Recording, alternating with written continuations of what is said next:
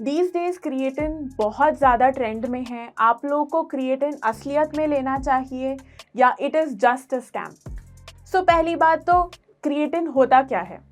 Creatine जो है वो नेचुरली आपके मसल्स में मिलता है और आपके ब्रेन में मिलता है।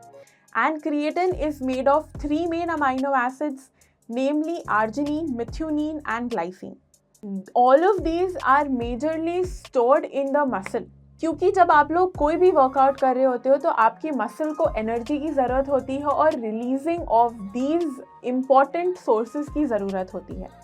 तो उस समय आपका जो क्रिएटिन है बहुत मेजर रोल प्ले करता है। सो यू कैन से कि specially during high intensity workouts आपको क्रिएटिन की बेहद ज़रूरत पड़ती है। अब ये जानते हैं कि इसके सोर्सेज और डोजेस कितने होते हैं। तो अगर मैं सोर्सेज की बात करूं तो आपको अगर इसको नेचुरली कंज्यूम करना है, so you can consume it through various milk products, fishes, meat, cow's milk. इसमें आपको बहुत अच्छी मात्रा में क्रिएटिन मिलता है। बस एक ड्रॉबैक है कि आपको इसके साथ काफ़ी कंसिस्टेंट रहना पड़ेगा। You can not just eat it one day and leave it the next day, कोई फ़ायदा नहीं होने वाला। ठीक है, तो ये हो गया इसका नेचुरल सोर्स। पर अगर आप लोग इसका सप्लीमेंट्री सोर्स ले रहे हो and you are consuming the powder, so one of the safest form of creatine is creatine monohydrate. Creatine monohydrate के नाम से आपको इसके सप्लीमेंट्स मिलते हैं और इनकी मात्रा जो होती है वो 3 से 5 ग्राम हर रोज़। इससे ज़्यादा आपको इसको नहीं लेना है, क्योंकि अगर आपने इसको ज़्यादा कंज्यूम करा तो आपकी muscle will bulk and will create problems. So ये है मोटा मोटा आपका सोर्सेस और आपका daily requirement.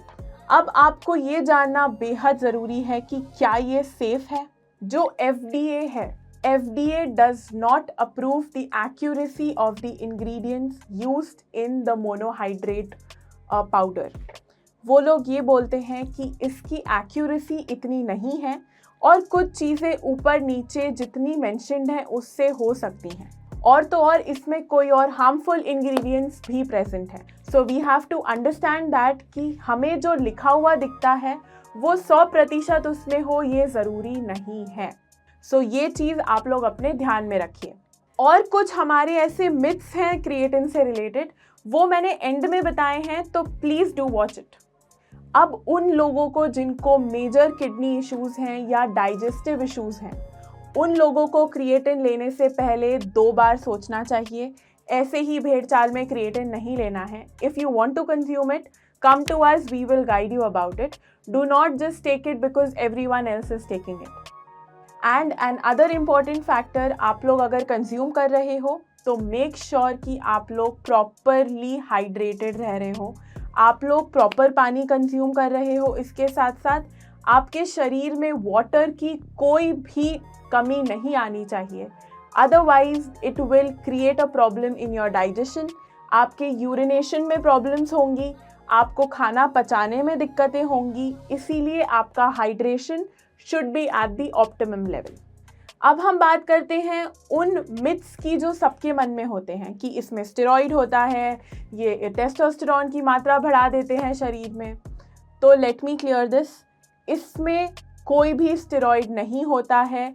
It is not an aerobic steroid और इसको लेने से आपका टेस्टोस्टेरोन लेवल्स नहीं बढ़ते हैं। तो ये चीज़ें नहीं होती हैं क्रिएटिन की वजह से। और कई लोगों के मन में ये भी होता है कि इसकी वजह से पानी होल्ड करता है शरीर, so we feel a lot of bloating and water retention. तो मैं आपको ये बता दूं कि शुरुआत के 1 हफ्ते, ज़्यादा 1.5 हफ्ते आपको ऐसा लग सकता है कि थोड़ा ब्लोटेड फील हो रहा है। वो आप कोई भी नई चीज़ अपने शरीर में डालोगे, एक्सटर्नली कुछ भी लोगे, so any time you are going to feel that. But make sure कि आप लोग को ये चीज़ प्रोलॉन्ग ना लगे, क्योंकि हर किसी का शरीर अलग होता है और अलग तरीके से रिएक्ट करता है। But on a average note, creatine से कोई भी वाटर रिटेंशन नहीं होता है। It does not hold water, so that ways it is safe. आपको फिर भी कुछ मन में शंका लग रही है, कुछ डिफरेंस आपको डेली से फील होता है, तो please let your doctor know and then consume it further. इसके अलावा आपको कोई और क्रिएटिन से रिलेटेड क्वेरी हो तो please let me know in the comment section below. तब तक बाय बाय, टेक केयर।